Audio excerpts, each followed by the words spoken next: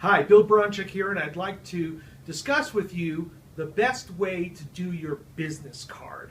I've seen a lot of business cards from people, and 99% of them are god-awful, just terrible business cards. And what I'd like to talk about is the common mistakes people make and how to correct that and get a good business card that's effective. So the front of the business card is going to look something like this. You're going to have your picture up here, and make it a good one. Make it a nice, good one. Get it professionally done. Go to Walgreens or wherever and get a professional shot done. Make sure it's you're dressed well and so forth. It's a professional image, and this not only gives it a professional look, it also gives someone a clue at the end of the night when they empty their pockets from going to a meeting and they have all of these business cards and they look at John Smith and go, who the heck was he? I don't even remember him. Why did I take his card? The picture will clue them in as to who you were. Okay? In addition to that, you would have a logo with a tagline. The tagline is the little short phrase of what makes your business unique. The best place I found to get a logo is not to pay $300 to a logo company, but to use a service known as Fiverr. It's Fiverr.com. And Fiverr is basically a website where people say, for $5 I'll do the following. And they can design a business card, they can design a logo, they can do anything you need. And if you don't like it, then you can find someone else for $5. 2 or 3 times you'll get it right. Okay, so very good website, Fiverr, for all kinds of stuff like that.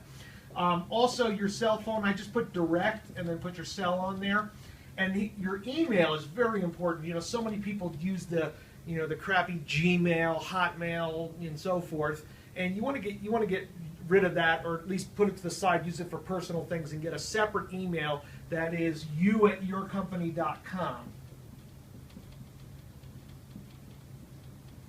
And you can do that, ideally you'd have a website with a domain, but even if you don't have a website, just get you@yourcompany.com. It's about $15-20 a year from GoDaddy.com. You could set that up, and that could forward to your Gmail or Yahoo or whatever you need that to do. So, you're doing business with people, you're asking people to lend you $100,000 or $200,000 or partner with you and put up a lot of money.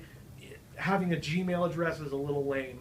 Get professional, picture, logo, cell phone, you@yourcompany.com. If you're going to do a website, and I recommend you do for credibility purposes, so when people look you up, especially if you're dealing with homeowners, they're going to look up your website. Don't use the cheap GoDaddy template that's really basic. Using that is like using a business card with a perforated edge that you print on your inkjet. It's just a little cheesy. I recommend a company called oneand1.com for a pretty cheap, maybe $10-15 a month hosting. And they've got a lot of templates that you can just kind of plug in your information into, and it looks very professional. You can edit. You don't have to be a tech genius to do it. Oneand1.com is a good website for that. Now, this is basically the front of your card. What about the back of the card? So let's talk about that for a moment. Now, I have 2 different business cards. One of them I give to other investors, and one I give to homeowners. Now, the homeowner one reads like as follows. So it says, do you have a problem house? And I just list all the problems, so back taxes, divorce, bad tenants, etc. Okay? And then at the bottom it says, referral fees paid.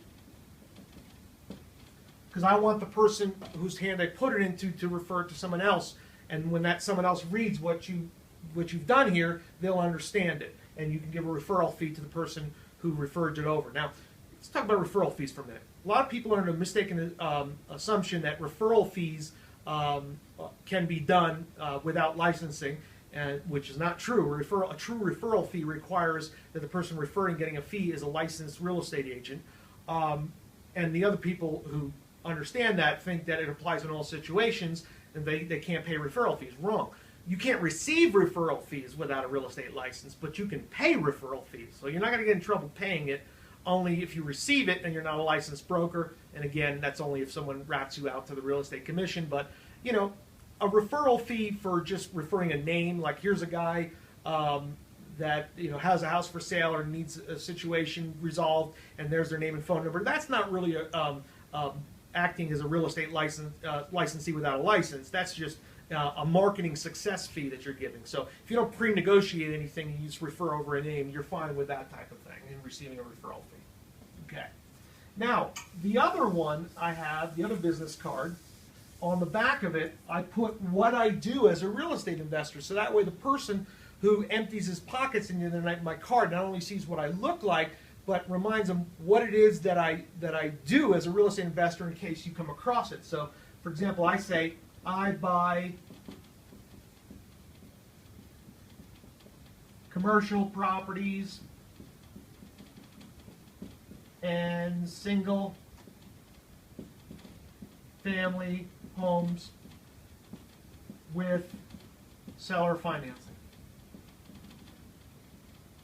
So that way, at the end of the night, they're going to pull out their pocket full of cards, and they're going to say, oh, I remember that guy, and oh, yeah, that's what he does, and they're going to put that in the database, so if they come across something, they'll bring it to you. Especially if you have a very unique thing or a unique area that you work, put that down on your business card. So 2 cards, one to hand out to investors, one to hand out to homeowners, same on the front, different on the back. I hope you've enjoyed this instruction on how to do a business card as a real estate investor.